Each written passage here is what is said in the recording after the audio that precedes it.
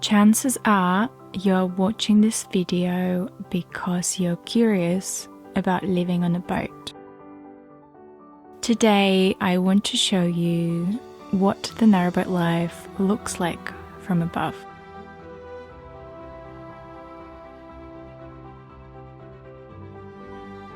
Our boat is called Alba and she's a 62-foot narrowboat, which means she's less than 7 foot wide.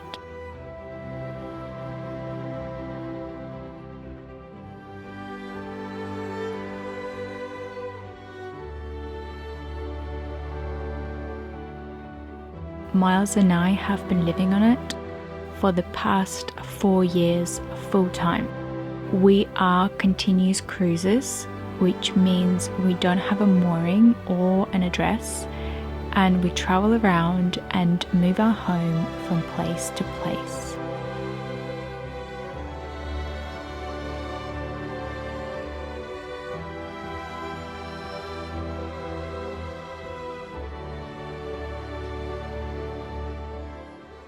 Our boat can go on most canals and navigable rivers, and the canal network in the UK stretches from Basingstoke in the south to almost Scotland in the north. Going into Wales through Birmingham, that actually has more canals than Venice, true fact. So we could go almost anywhere. We've seen all sorts of weather on a boat: winter snow, spring snow, frost, fog, sunshine, and everything in between. Living so close to nature and having this opportunity to truly be in it is very special. On our boat, we've gone through some amazing historic places. One that stood out is Cane Hill, a flight of 29 locks with a rise of 237 feet over 2 miles. And we did it twice, on the way to Bath and back. We started our journey on the Grand Union Canal and spent a year in London, so we know all about double moorings and 4-hour water queues. But there are huge perks of living in London on a boat, such as not having to rent. But we left after 10 months as the pandemic started. Thanks to simple and genius engineering, boats can go up and down hills. The easiest way to understand a lock is by imagining it as a bath. You open the puddles at the top and open the ones at the bottom as a drain to empty it. Generally, there are no pumps or electric motors. River Thames is the exception though, as locks here are mostly electric.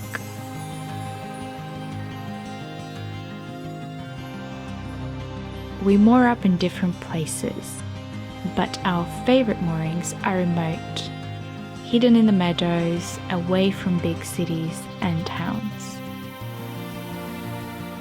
Narrowboats move pretty slowly, around 3 miles per hour, which is a walking speed. However, on the River Thames, the speed limit is 8 kilometers per hour. I don't know why it's in kilometers.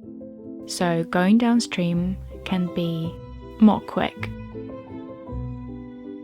Boats require constant maintenance. One of the biggest jobs we've done on Alba was painting the roof. This is the only time we stayed in a boatyard that was in the marina. It took 2 weeks and we scraped the roof to bare metal as it had so many layers of paint on it that was completely flicking off. That was also the place where Alba was blacked. It was taken out of the water, the underneath was painted with special anti-corrosion paint while we were painting the roof. We use our roof for storage as our home is so small But after painting it, we had to keep everything off it for weeks to let it dry. Getting everything back on was quite nerve-wracking.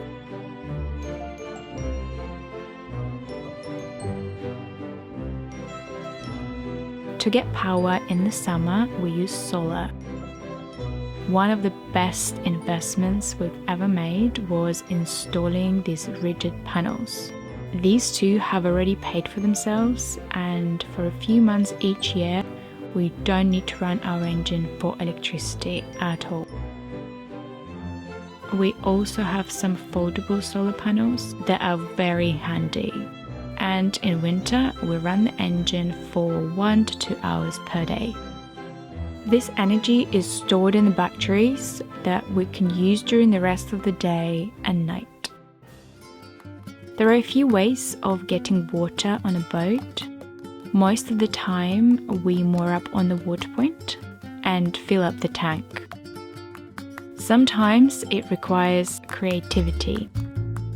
Currently, we walk with a 100-litre tank to a water point on a trolley and then fill up the main water tank this way.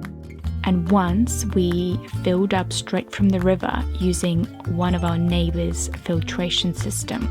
That was pure magic. Living on the boat is teaching us a lot of lessons. It's kind of like having a part-time job looking after a boat. But at the same time, we're learning a lot.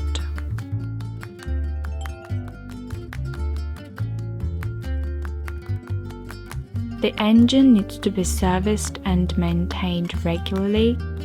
Batteries require a special, mindful way of using. And of course, we use very little water, making our water tank last us 2 weeks. All these skills and habits we acquired since becoming boaters, and I doubt we would have learned them living in a house.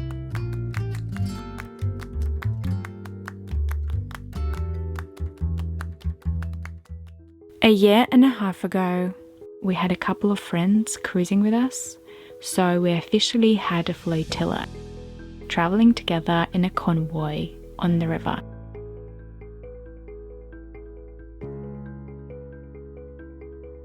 There is a lot of other craft on the Thames, which is different from a canal.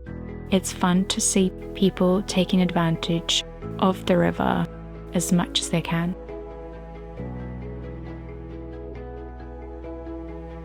In 2020, we came out on the river for the first time, and to be honest, we fell in love. So since then, every summer we spent on the Thames. It's just so nice to be able to go for a swim whenever we want to. And we also since acquired a paddleboard, which basically means we never leave. Last year, for the first time, we decided to stay on the river over winter and experience what it's like. We knew it might flood, so we were prepared. And one day the flood came. The river burst its banks and the meadows next to us turned into a lake. It was so beautiful. Also knowing it was a fleeting moment that comes only for a day or two and not even every year made it feel even more special.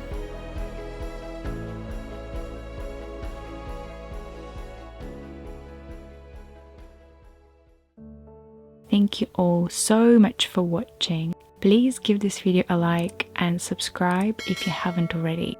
A huge thank you to our patrons for supporting these videos. Consider joining our Patreon family for special perks and live streams. Sending you all our love. See you in the next one.